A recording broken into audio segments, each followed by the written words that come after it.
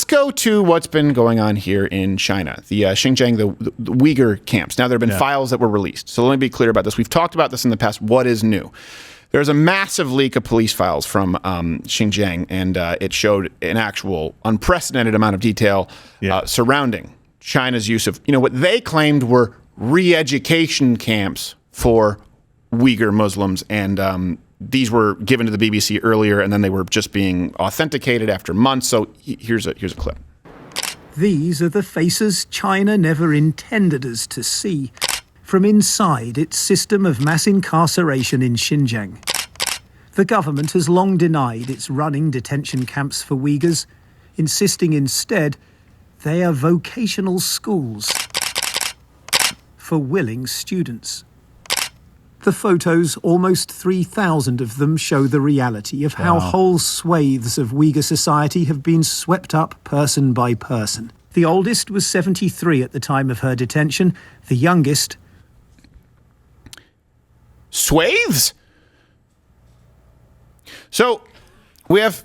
that was your takeaway. You ever heard that? No. I think you meant swaths. Yeah. So, these have been... slaves with an L? I have no idea. I think he meant swaths. Yeah, like Uyghurs? Yeah. We know what they mean. They pronounce everything weird. Yeah, they do.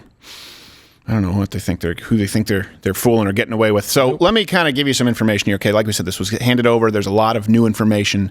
BBC, it looks like they did their due diligence. They authenticated a lot of these documents. Okay. What do we see here? They refute the claims from the Communist Chinese Party that the camps are just re-education centers. It shows clearly an armed police presence. Someone crying, trying to sit there. I mean, this is like what Pol Pot did. Yes, when he had everybody sit down for like this was on the cover of Time magazine when he did this. When you saw the thing poking into the back of their head, it's that same energy. Well, re-education sounds so friendly. Yeah, I mean, the thing is, even when they're trying to hide it, they used a word that we all know is a word that doesn't mean what you think it means. Right. Yeah, re-education camps. Oh, it's not that kind of camp. It's a re-education camp. Like, that's exactly what we think it is. Camps. Yeah. That's what we were saying it was. Right. Like, wait, what do you say? Yeah, but you're saying it in a bad way. Is there another way to say it? No. No, it's just bad. It must be lost in translation. No. It was captured perfectly in translation. Yeah. So the reasons for the re-education here, they were also included in the file. So let me give you some examples.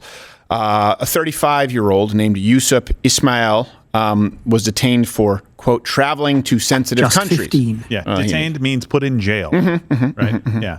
Okay, just making sure everybody understands that. There was a 60-year-old Taigul Tair was detained just because her son had strong religious leanings, meaning he didn't drink or smoke like all Chinese people ever. I think she was put in jail for like 10 years. Yeah, a lot. And we have some more examples of that too. Unbelievable. And they've also, here's something else, they've been expanded too. So the prisons have actually been expanded. They've been growing as a means to control Uyghurs. And for people who don't know, who hear the word and think, oh, you can, it means Chinese Muslims. It's a group of Muslims in China. So I think we have a set of leaked spreadsheets now that are showing 250,000 Uyghurs. That's unbelievable. And we also have some information as to why they were detained. 2017, one man was jailed for 10 years because he studied Islamic scripture in 2010. Tursun Kadir was jailed for 16 years and 11 months for, quote, growing a beard under the influence of religious extremism. So just to clarify this, what China did is they basically identified the Uyghurs as part of a problem group of citizens. And so instead of trying to control the behavior of different people, there were a couple of different attacks that were attributed to this group. They said Uyghurs in general are part of the problem. So they classified an entire group of people as the problem and built camps and then started coming up with reasons to send them there and imprisoning them under the guise of terrorism. Does that sound familiar to anybody right now? Him with his lazy Holocaust comparisons. No. Right? No, it's not a comparison to the Holocaust. Your go-to. In fairness, it's that white beard was pretty supremacists. extreme. Yeah. White supremacists are the problem in this country. They are the most significant source of domestic terrorism. Yep. That's being used in the United States. But here's something else that I think people need to understand. There's a subtext here in the Chinese government completely wrong. Let's be very, very clear here, and I'm going to get into more condemnation of the Communist Chinese government.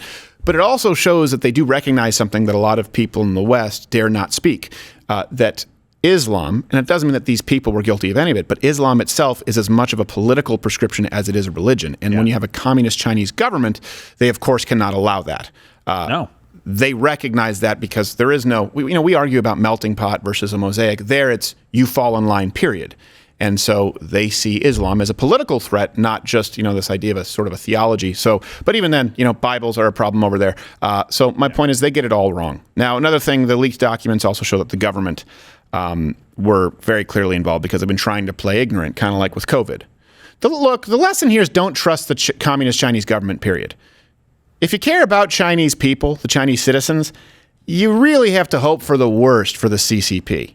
So a secretary in Xinjiang, we have some quotes here, called for officials to shoot anyone attempting to escape. They ordered increased capacity at the center. So these, they've been telling us that it's non-existent. And while we have been signing deals left and right that involve China as though they are some kind of trade partner on equal footing, they are committing gross atrocities of human rights while we bitch about atrocities of human rights committed here in America centuries ago. Hey, look, the world is still an ugly place, leftists. You can do something now. Yeah. Well, I know we're going to see Steve Kerr come out and say that we have to do something about this, right? Yeah. Like he's going to have the same kind of fervent behavior, angry, frustrated because the NBA is not beholden to China for anything, right? I know we're going to see movie studios come out now and stop making movies directly related to what China wants because of this, right? I know that we're going to see Disney start pulling out, Apple start pulling out, Nike start pulling out of China, right? Because of this? Yeah. If you can save one life, guys? Right. If you can save one life, we're talking about 250,000. This is going on in China right now. It's it's at best slavery. Yeah. At worst, who knows how far it goes? A modern Holocaust. At best, it's forced indentured servitude because these people are in work camps also effectively. And at worst, God only knows how many of these people have been killed. Yeah. We don't have the numbers. And guess why we can't get them? I don't know if you know this. The CCP is not necessarily known for transparency, folks. Yeah. Well, it's probably worse now. So we got all this information from hacks conducted prior to 2018. That's when they upgraded their security software. And I don't know that we've been able to hack, not we, but whoever did it, has been able to hack and get any more information. So this is somewhat old information. It could be far, far worse. It could be far worse. Right? Yeah, I can't imagine it got better. I can't imagine that in 2019 or 2020, you're like, oh my God, egg on my face. You're free. Well, and one of the things that I read in there that said somebody wasn't using their phone enough. So they were obviously trying to evade detection, and so they took them to jail for that. Yeah. Not even kidding. You can't even make this stuff up. Well, they took him to jail for using cricket. That's true. It was Grindr. He wasn't getting any reception. No, it wasn't Grindr. It's a guy who's 4 cells away. Yeah. I'm over here. You can just hear him at night, like, hey! Who wants to be bottom? It don't matter. I don't fear it anyway. I'm a mayor. My soul is dead. So, look, pray for the Uyghurs there in China, and not only them, but all the people who are under the thumb of Chinese oppression. And by the way, don't you love it how the left claims that authoritarianism is something that's extreme right? Look at it today. Where does authoritarianism exist? When we passed the assault weapons ban, mass shootings went down. When the law expired, mass shootings tripled. Wrong. The idea that an 18-year-old kid can walk into a gun store and buy 2 assault weapons is just wrong. Everything that guy just says, bullshit. What in God's name do you need an assault weapon for except to kill someone? Oh, hold on a second. Let's change one thing. That 18-year-old boy is a Uyghur. Yep. And the government's rounding him up to put him in a work camp where he may or may not get out alive. Hey, look, this is one thing that, again, we've always said, it's a lazy sort of trope, but correlation is not equal causation. Okay, good. I took humanities as well. But in this case, every single dictator, authoritarian, has had to disarm their population. It's not, I would prefer it if I'm an evil dictator. It's a necessity. That doesn't mean that that's always going to happen when you disarm your population, but you have to disarm them if you want to subjugate them. So let's just change it. An 18-year-old does never need a...